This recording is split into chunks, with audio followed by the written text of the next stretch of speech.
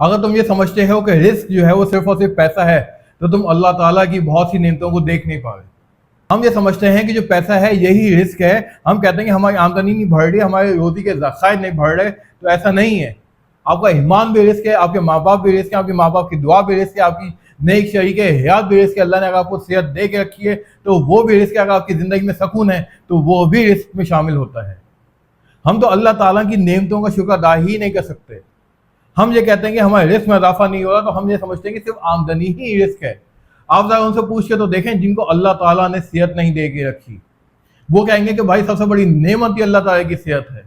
جو بے اولاد ہیں ہم ان سے پوچھ کے تو دیکھیں، وہ بولیں گے اولاد والے ہی سب سے زیادہ خوش نصیب ہیں۔ جن کے ماں باپ دنیا میں زندہ نہیں ہیں ان سے پوچھ کے دیکھیں، وہ کہیں گے ماں باپ سے بڑی دولت دنیا کے اندر حاصل نہیں ہے۔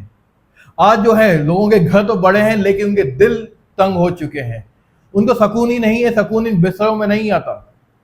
جس وقت آپ اللہ تعالیٰ کی ہر نعمت کا شکر ادا کرنے لگ جاتے ہیں، جب آپ اپنے سر کو سجدہ ریز کر لیتے ہیں، جب آپ اللہ سے کہتے ہیں اور ہر جو تکلیف آتی ہے اس پر صبر کرتے ہیں، اور اللہ نے جو آپ کو نعمتیں ادا کی اس پر شکر کرتے ہیں، تو اللہ تعالیٰ اپنے خزانے آپ کھول دیتا ہے۔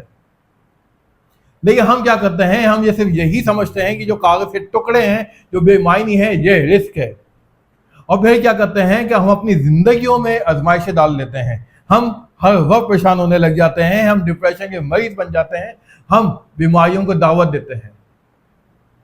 یقین جانیے کہ جس دن آپ اللہ کی نعمتوں کو گننے لگیں گے تو وقت کم پڑ جائے گا۔ آنکھوں والوں سے پوچھ کے دیکھیے کہ آنکھیں کتنی بڑی نعمت ہیں، لیکن ہم کیا کرتے ہیں کہ ہم اللہ تعالیٰ کا شکر ادا نہیں کرتے۔ یہی آپ تہیہ کریں کہ ہم روزانہ ہر پل ہر گھڑی اللہ کا شکر ادا کریں گے، اللہ تعالیٰ نے ہمیں جن جن نعمتوں سے نوازا ہے۔